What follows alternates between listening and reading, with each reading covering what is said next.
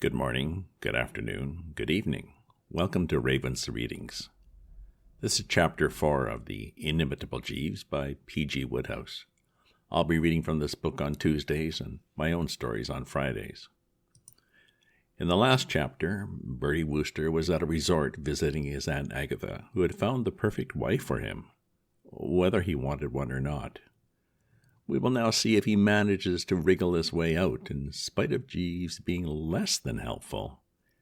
Something about a scarlet cummerbund, I believe. If you subscribe to this newsletter, you'll get notified of my updates as soon as they're ready. If you enjoy this reading or have other classics you'd like to hear, leave me a comment. Chapter 4. Pearls Mean Tears. I remember, it must have been when I was at school, because I don't go in for that sort of thing very largely nowadays, reading a poem or something about something or other, in which there was a line which went, if I've got it rightly, "Shades of the prison house begin to close upon the growing boy." Well, what I'm driving at is that during the next 2 weeks, that's exactly how it was with me. I mean to say, I could hear the wedding bells chiming faintly in the distance and getting louder and louder every day, and how the deuce to slide out of it was more than I could think. Jeeves, no doubt, could have dug up a dozen brainy schemes in a couple of minutes, but he was still aloof and chilly, and I couldn't bring myself to ask him about it point blank. I mean, he could see easily enough that the young master was in a bad way, and if that wasn't enough to make him overlook the fact that I was still gleaming brightly about the waistband, well, what it amounted to was that the old feudal spirit was dead in the blighter's bosom. There was nothing to be done about it. It really was rummy the way the Hemingway family had taken to me. I wouldn't have said offhand there was anything particularly fascinating about me, and in fact, most people look on me as rather an ass. But there's no getting away from the fact that I went like a breeze with this girl and her brother. They didn't seem happy if they were away from me. I couldn't move a step, dash it, without one of them popping out from somewhere and freezing on. In fact, I'd gotten into the habit now of retiring to my room when I wanted to take it easy for a bit. I had managed to get a rather decent suite on the 3rd floor, looking down onto the promenade. I had gone to earth in my suite one evening, and for the first time that day was feeling that life wasn't so bad after all.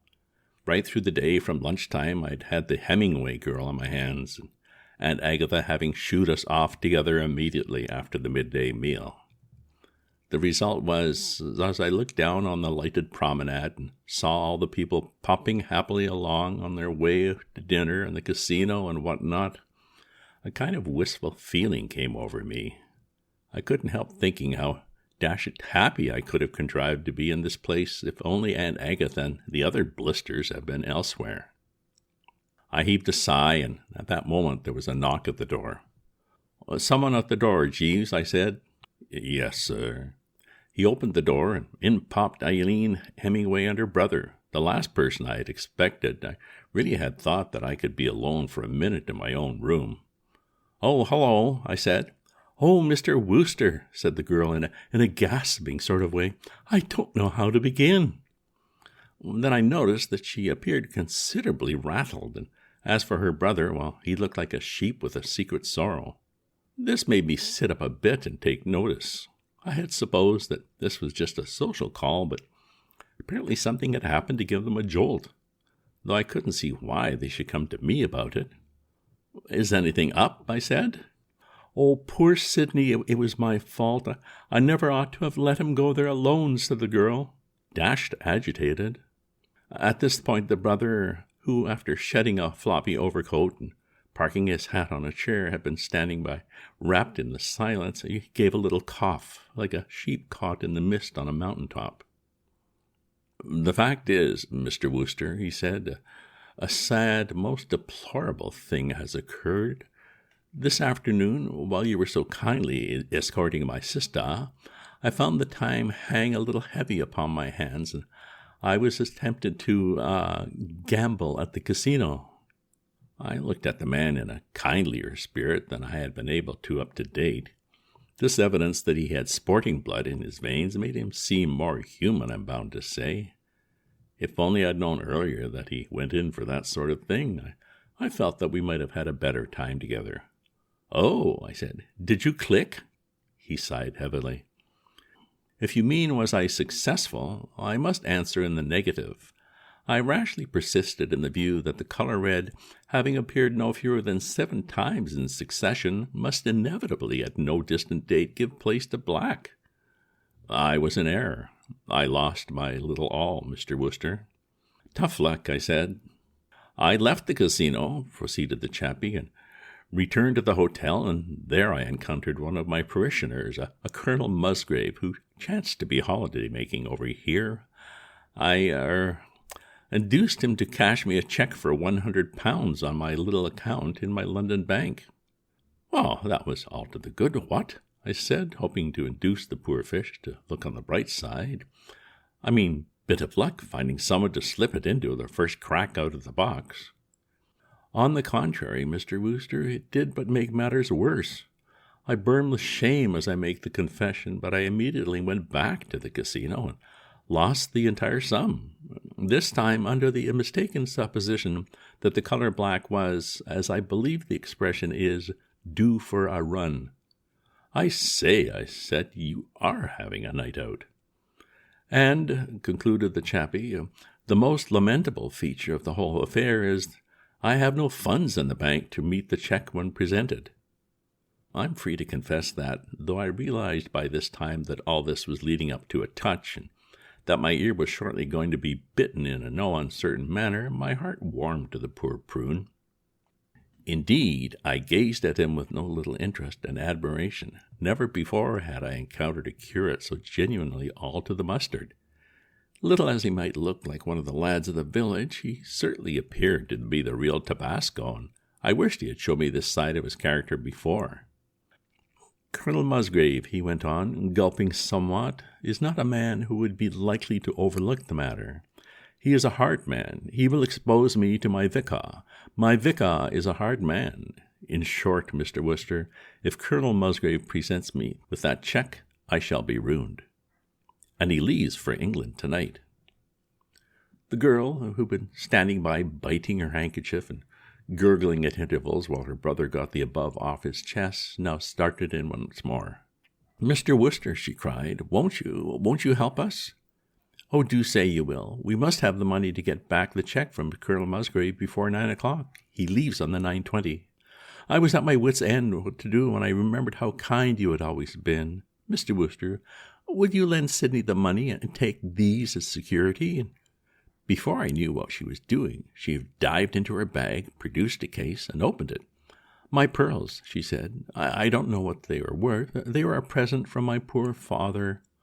"Oh, now, alas, no more," chipped in the brother. "Oh, but I know that they must be worth ever so much more than the amount we want," she said. Well, dashed embarrassing. Made me feel like a pawnbroker. More than a touch of popping the watch about the whole business. "No, I say, really," I protested. "There's no need for any security, or any rot of that kind. Only too glad to let you have the money.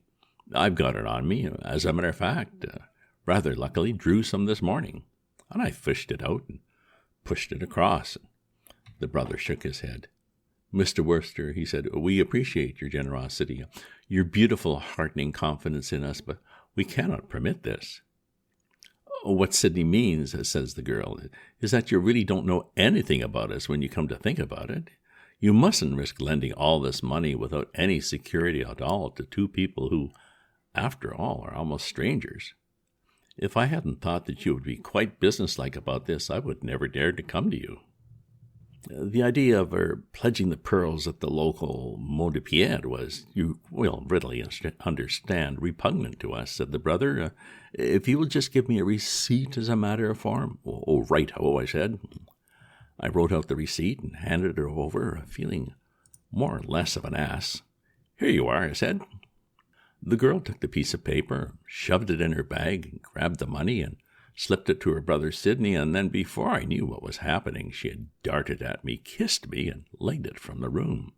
I'm bound to say the thing rattled me, so dashed sudden and unexpected. I mean, a girl like that. Always been quiet and demure and whatnot, and by no means the sort of female you'd have expected to go about the place kissing fellows. Through a sort of mist, I could see that Jeeves had appeared from the background and was helping the brother on with his coat. And I remember wondering idly how the dickens a man could bring himself to wear a coat like that, it being more like a sack than anything else. And then the brother came up to me and grabbed my hand. "I cannot thank you sufficiently, Mr. Wooster." "Oh, no, not at all." "You have saved my good name in man or woman. Dear my lord," he said, massaging the fin with some fervor, "is the immediate jewel of their souls. Who steals my purse steals trash. 'Twas mine, 'tis his, and has been slave to thousands. But he that filches from me my good name robs me of that which enriches not him, and makes me poor indeed. I thank you from the bottom of my heart. Good night, Mr. Wooster." "Oh, good night, old thing," I said. I blinked at Jeeves as the door shut. "Rather a sad affair, Jeeves," I said. "Yes, sir." "Luckily I happen to have all that money handy." Well, yes, sir." "You speak as though you didn't think much of it." "It is not my place to criticize your actions, sir, but I will venture to say that I think you behaved a little rashly." "What, lending that money?" "Yes, sir. These fashionable French watering places are notoriously infested by dishonest characters." This was a bit too thick. "Now, look here, Jeeves," I said, "I can stand a lot, but when it comes to your casting whatever the word is, on a bird in holy orders—" "Perhaps I am overly suspicious, sir, but I have seen a great deal of these resorts. When I was in the employment of Lord Frederick Ranelagh, shortly before I entered your service, his lordship was very neatly swindled by a criminal, known, I believe, by the sobriquet of Soapy Sid, who scraped acquaintance with us in Monte Carlo with the assistance of a female accomplice. I have never forgotten the circumstances." "I don't want to butt in on your reminiscences, Jeeves," I said coldly, "but you're talking through your hat. How can there have been anything fishy about this business? They've left me the pearls, haven't they? Well, then, think before you speak. You had better be tooling down to the desk and have these things shoved in the hotel safe." And I picked up the case and opened it. Oh, great Scott! The bally thing was empty. "Oh, my lord," I said, staring. "Don't tell me there's been dirty work at the crossroads after all." Precisely, sir. It was in exactly the same manner that Lord Frederick was swindled on the occasion to which I have alluded. While his female accomplice was gratefully embracing his lordship, Soapy Sid substituted a duplicate case for the one containing the pearls and went off with the jewels, the money, and the receipt. On the strength of the receipt, he subsequently demanded from his lordship the return of the pearls, and his lordship, not being able to produce them, was obliged to pay a heavy sum in compensation. It is a simple but effective ruse. I felt as if the bottom had dropped out of things with a jerk. Soapy Sid? Sidney, brother Sidney. Well, by Jove, Jeeves, did you think that person was Soapy Sid? Yes, sir. But it seems so extraordinary. Why, his collar buttoned at the back. I mean, he would have deceived a bishop. Do you really think he was Soapy? Yes, sir. I recognized him directly he came into the room. I stared at the blighter. You recognized him? Yes, sir. Dash it all, I said, deeply moved. I think you might have told me. I thought it would save disturbance and unpleasantness if I merely abstracted the case from the man's pocket as I assisted him with his coat, sir. Here it is. He laid another case on the table beside the dud one, and by Jove, you couldn't tell them apart. I opened it, and there were the good old pearls, as merry and bright as dammits, smiling up at me. I gazed feebly at the man. I was feeling a bit overwrought. Jeeves, I said, you're an absolute genius. Yes, sir. Relief was surging over me in great chunks by now. Thanks to Jeeves, I was not going to be called on to cough up several thousand quid. It looks to me as though you saved the old home. I mean, even a chappie endowed with the mortal rind of dear old Sid is hardly likely to have the nerve to come back and retrieve these little chaps. I should imagine not, sir. Well then, I say, you don't think they're just paste or anything like that? No, sir. These are genuine pearls and extremely valuable. Well, then, dash it, I'm on velvet, absolutely reclining on the good old plush. I may be down 100 quid, but I am up a jolly good string of pearls. Am I right or wrong? Hardly that, sir. I think that you will have to restore the pearls. What? To Sid? Not while I have my physique. No, sir, to their rightful owner.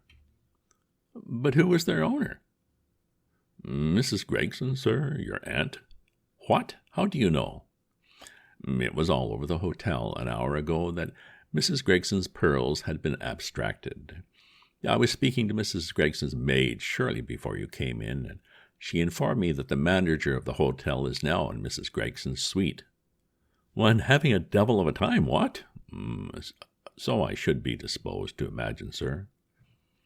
The situation was beginning to unfold before me. I'll go up and just give them back to her, then. It'll put me one up, what? Precisely, sir. And if I make this suggestion, I think it might be judicious to stress the fact that they were stolen by... Oh, great Scott, by the dashed girl she was hounding me to marry. Oh, by Jove. Exactly, sir.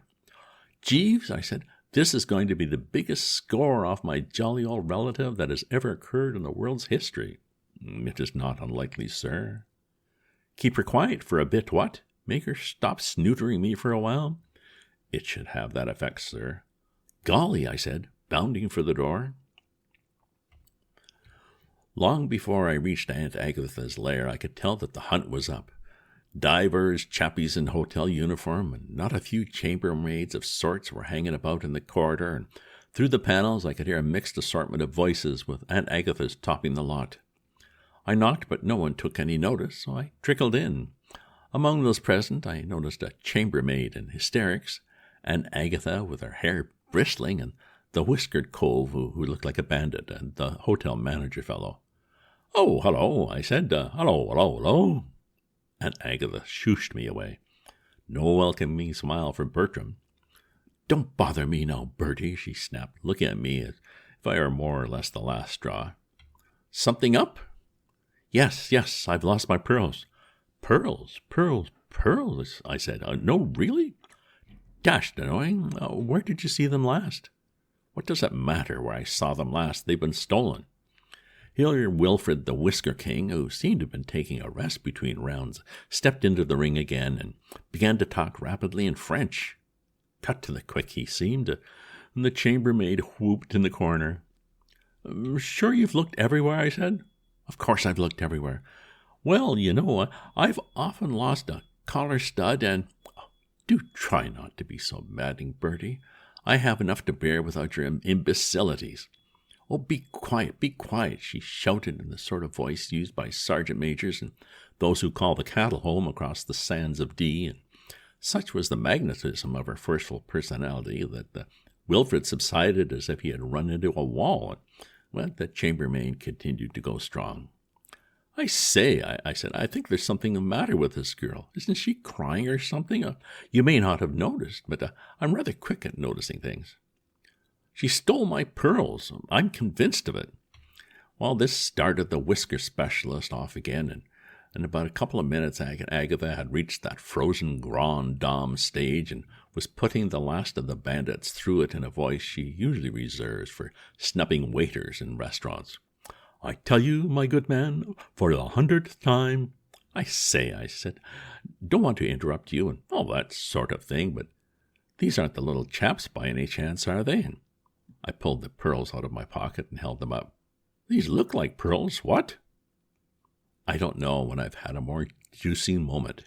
It was one of those occasions about which I shall prattle to my grandchildren, if I ever have any, which at the moment of going to press seems more or less of about 100 to 1 shot, but Aunt Agatha simply deflated before my eyes.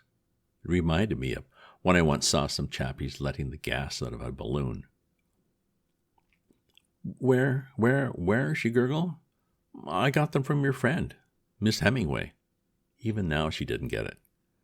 From Miss Hemingway? Miss Hemingway, but how did they come into her possession? How? I said. Because she jolly well stole them, pinched them, swiped them. Because that's how she makes her living, dash it. Palling up to unsuspicious people in hotels and sneaking their jewelry. I don't know what her alias is, but her bally brother, the chap whose collar buttons at the back, is known in criminal circles as Soapy Sid. She blinked. Miss Hemingway, a thief? I... She stopped and looked feebly at me. But how did you manage to recover the pearls, Bertie dear?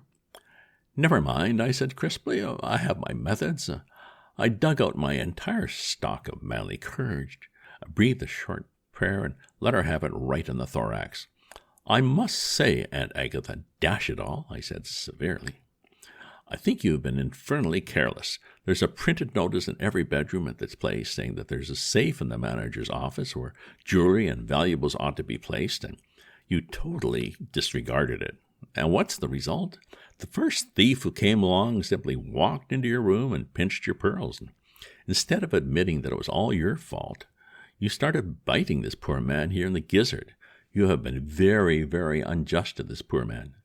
Yes, moaned the poor man. And this unfortunate girl, what about her? Where does she get off? You've accused her of stealing the things on absolutely no evidence. I think she would be jolly well advised to bring an action for whatever it is and soak you for substantial damages. Mais oui, c'est trop fort, shouted the bandit chief, backing me up like a good one, and the chambermaid looked up inquiringly, as if the sun was breaking through the clouds.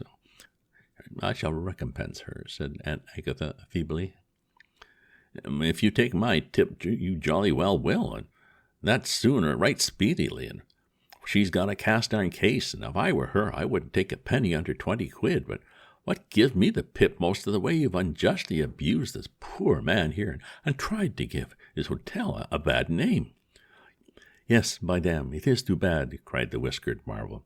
You careless old woman, you give my hotel bad names, would you, or wasn't it? Tomorrow you leave my hotel, by great Scotland. And more to the same effect. All good, ripe stuff, and presently, having said his say, as he withdrew, and taking the chambermaid with him, the latter with a crisp tenor clutched in a vice-like grip. I suppose she and the bandit split it outside. A French hotel manager wouldn't be likely to let real money wander away from him without counting himself in on the division. I turned to Aunt Agatha, whose demeanor was rather now like one who, picking daisies on the railway, had just caught the down express in the small of her back. I don't want to rub it in, Aunt Agatha, I said coldly, but I should just like to point out that before I go that the girl who stole your pearls is the girl you've been hounding me on to marry ever since I got here. Good heavens! Do you realize that if you had brought the thing off, I should probably have had children who would have steeked my watch while I was dandling them on my knee? I'm not a complaining sort of chap as a rule, but I must say that another time I do think you might be more careful about how you go about egging me on to marry females. I gave her one look, turned on my heel, and left the room. 10 o'clock, a clear night, and all's well, Jeeves, I said, breezing back into the good old suite. I am gratified to hear it, sir. If 20 quid would be any use to you, Jeeves, I am much obliged, sir. There was a pause, and then, well, it was a wrench, but I did it. I unstripped the cummerbund and handed it over. Do you wish me to press this, sir? I gave the thing one last longing look. It had been very dear to me. No, I said, take it away. Give it to the deserving poor. I shall never wear it again. Thank you very much, sir, said Jeeves. The end. Well, success again. Did you think he was stuck? Bertie's Aunt Agatha owes him now, and he's still single, something both he and Jeeves appreciate. Next Tuesday I'll do more of the Inimitable Jeeves, and Chapter 5, The Pride of the Woosters is Wounded. Bertie's friend Bingo will be in love again, and need help, of course. If you subscribe to my newsletter, you'll get notified of my updates as soon as they're ready. If you enjoyed this reading or have other classics you'd like to hear, leave me a comment. Check out my other posts on my Substack on ravensview.substack.com, and remember to share this with your friends. Ta-ta for now.